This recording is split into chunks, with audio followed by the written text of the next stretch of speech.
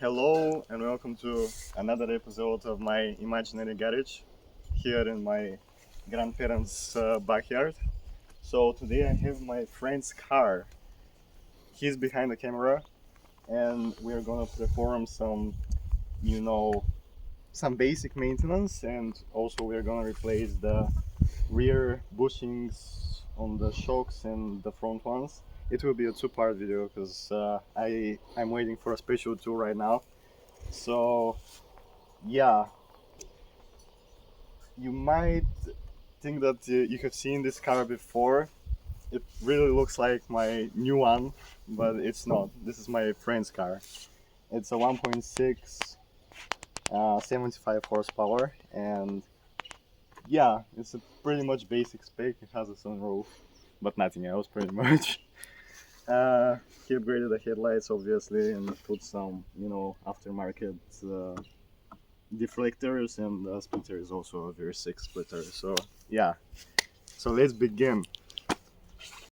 Okay, so we'll begin by disassembling the first side. It's pretty simple to replace bushings on these cars. It's literally like I think it's a nut here and like a bolt down here, and the whole shock falls down. You have to support the actual I forgot the name of that, the rear subframe, let's call it this way. And basically it needs to drop down slightly so that I can pull the shock out and then replace the bushing and then put it back in. But to do that, the first thing you need to do is remove this like, I don't know how to call it. It's like part of the rear shelf here, and basically the purpose of removing it is to gain access to that nut here, because otherwise it will be really hard to actually undo it. This comes off pretty easily. There's like a nut here, maybe another one there, but I'm not sure. I think it's just this one and just pops out, but we'll see. And that's basically it. So I'm gonna go back to you when I gain access to this point here. Okay, so I removed this piece here. It's held by those two nuts here and there, and these studs. You don't actually need to remove the nut completely, because it's basically sliding off, so it's fine. And now we remove this thing here. It's like a dust boot, and here is the nut. It looks kind of rusty. Hopefully it will come off without too much fight, but we'll see. And here is the first part of the bushing. It's basically a two-part bushing. You have this top one here, and then there's another one underneath, but I will show you when I remove it. So basically, sometimes, depending, I'm not sure if it's for all the cars, but sometimes you need to actually hold this with pliers, or there's like a special tool, but I don't have it, so that this thing is actually not rotating with the nut. But we'll see how this one will come out. I'm pretty sure that it shouldn't rotate, but we'll see. I may also spray it with some WD-40 just to loosen some of the rust, but it looks like this hasn't been removed since the 90s. So we'll see how this goes. Hopefully it's not, a fight, but we'll see. Okay, so it took a little bit of a fight, just a little bit, but it came out. Actually, without using WD-40 as well. So, yeah, I'm loosening it slightly. Not why they will believe us. Okay, well, yeah, true. Anyways, No, actually, we didn't use. yeah, we really didn't use WD-40. It came out. This is the actual original. This is the original one. It says Volkswagen Audi. Oh my god, it says Volkswagen Audi. This is the original bushing. And like my friend said, nah, they're fine. They're fine, yeah. Original bushings from the 90s. Sure, they're fine. 94. Yeah, 94. Oh my god. 31 years old, man. Well, yeah, and they actually don't appear to look that bad, but he said that he hears like knocking from back here, so it's good practice to replace them. We'll see how smashed they actually are when we get them removed.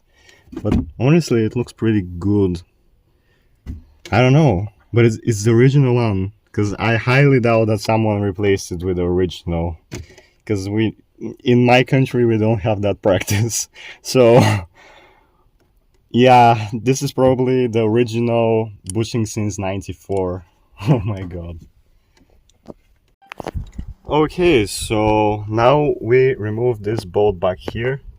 To remove it, you actually need you need a ratchet with 17 millimeters socket and a wrench that's 70 millimeters again.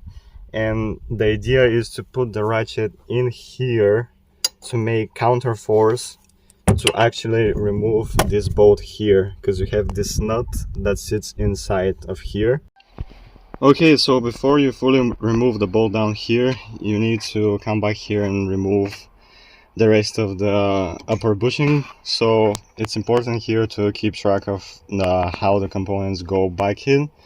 So first we have the first nut and then its cap.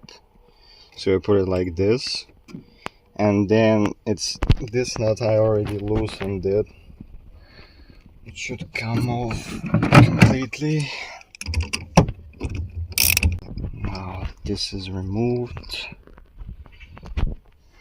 Put it here, and then the first bushing is ready to come out.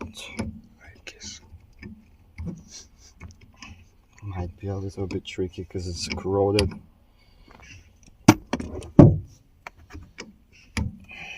Just yeah, like that. And we have the first bushing here. Honestly, it doesn't look that bad, but it's the upper one. I don't know how the one down here looks.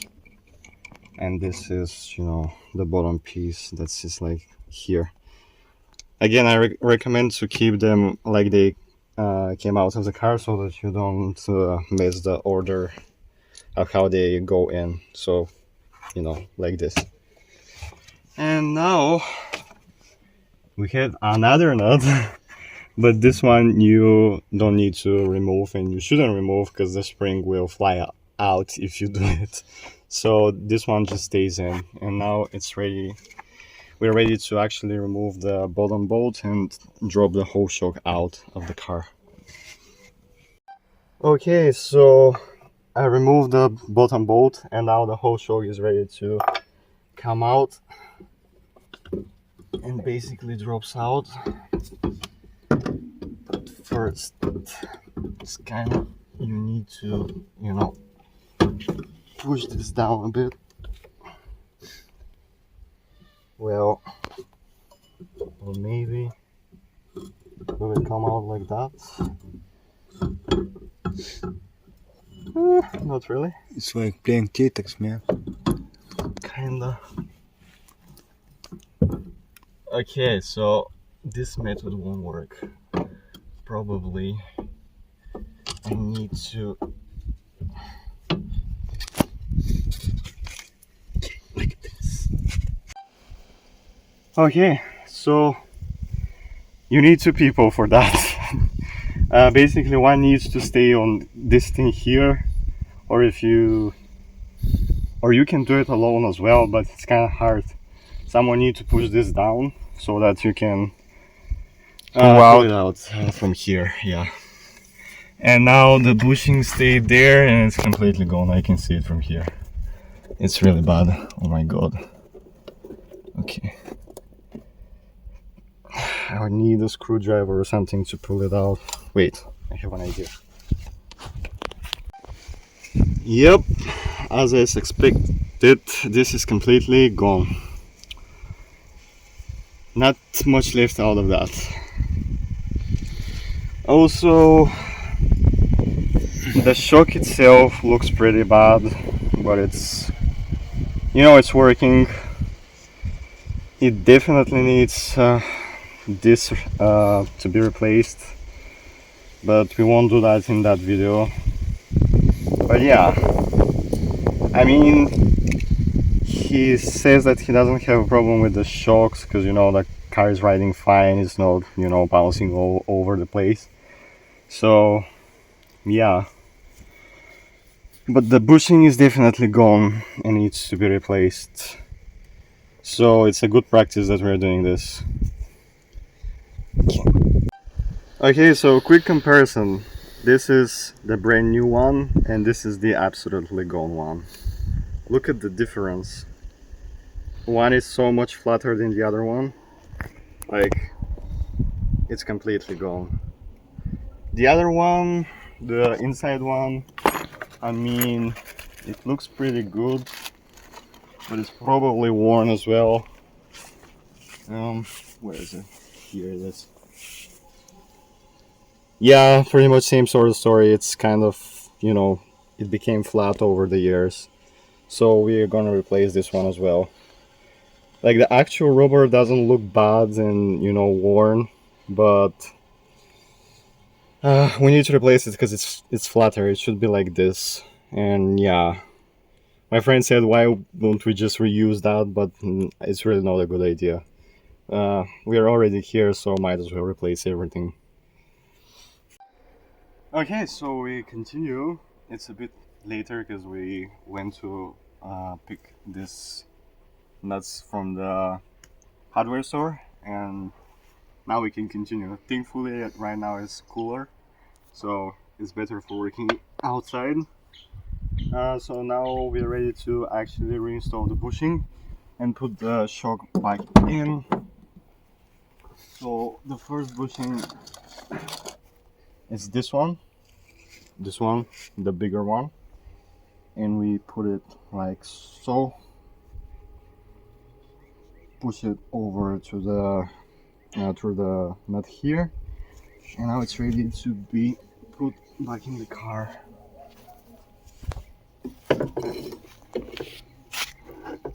Also, in the beginning of the video, I actually told you that you may need a second jack, but it turns out that you don't, because when the car is on the ground, the other side it actually holds the subframe, up.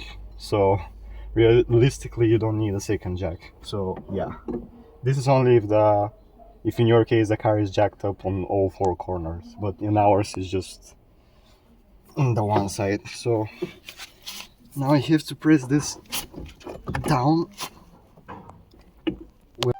Okay, so after a bit of confusion, because I was trying to reinstall the upper nut and it wasn't going, it wasn't getting seated properly, because the shock is a bit further down, so I need to push this whole subframe up so that this can get flusher to the actual body of the car, and then I will be able to reinstall it. So you actually need a second jack, but it's not for supporting your subframe when you're removing the strut, but actually to move it back up, because you wouldn't be able to install the upper nut if you don't have the jack. So yeah. Okay, so now we are ready to put the upper bushing up. You can show them how we actually put the second jack, where we put it, because it's the most convenient place to put it if you have, for example, one hydraulic and one of these that came with the car. So we actually placed it underneath here, where it's not touching the actual e-brake line, e-brake tube and actual brake line. So yeah, just wanted to show it if you don't have a second hydraulic jack. So and so now, again, keeping track of where everything goes, we need to make it as it was on the other one. So we first we are first putting this washer, then the actual bushing here, then this cup, like this washer, and then the nut, the first nut.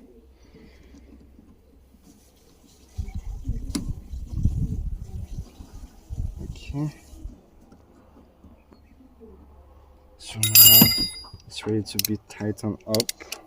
Okay, so now we put the wheel back on, and so that the suspension can settle, and now we're ready to put the final nut back on.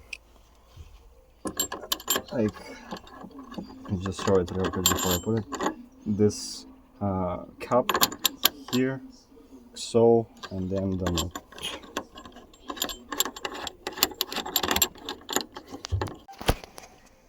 Okay, so after the nut is tightened, you put your cap back on, your rubber dust boot, and then this thing just pops into place like this.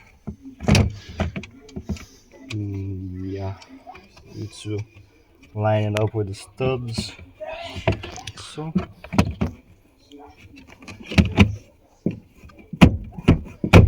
Clip it back into place and then tighten those, nuts here that are 10 millimeter, and that's it. And on the other side is the same procedure, so yeah. Okay, so we already disassembled the left side, and I just wanted to real quickly show you the condition of the bushings from that side.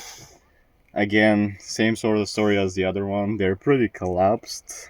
They look a little bit better than on that side. I don't know why, but they're also really, worn. So we're gonna replace them. On this side, the actual nut down there came off a little bit harder than on that side. It was a little bit more corroded, so we needed a bit more persuasion to actually remove it, but it's doable. But if you don't have two jack stands, I definitely recommend to have a friend with you, because otherwise you won't be able to remove the shock, because someone needs to press on the subframe. Otherwise it's not possible. The car needs to be in the air if you want to do it by yourself. But yeah, I just wanted to show that, and yeah, that's pretty much Easy. so that's pretty much it for part one of fixing my friend's car. We'll have another video, like part two, for the front bushings. I also replaced the oil, but again, it's not something that I will show on a video. And I need to inspect a bit further his wheel bearings, because they seem a little bit worn or like wobbly on the back. I think it's just a loose nut, but we'll see. Because I already replaced them, so maybe it's a loose nut. Hopefully it's a loose nut. If it's something more serious, I'll just replace them again and see what happened. So, but yeah, that's it for part one. See you in the next one.